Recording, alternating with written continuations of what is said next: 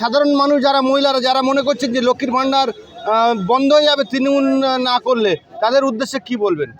না, লক্ষ্মীর ভাণ্ডার যে মানে প্রকল্প চালু হয়েছে সেই প্রকল্প চালু থাকবে।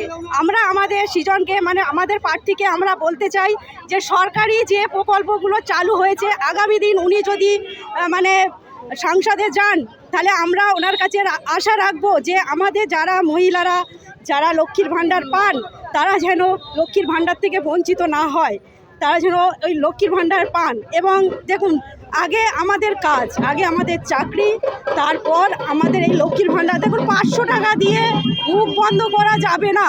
দেখুন আজকে 500 টাকা দিচ্ছে বলে সন্দেশখালীর মা বোনেরা কিন্তু 500 টাকা পাচ্ছে, তার ফলেও কিন্তু তারা আজকে এই রাস্তায় নেমেছে।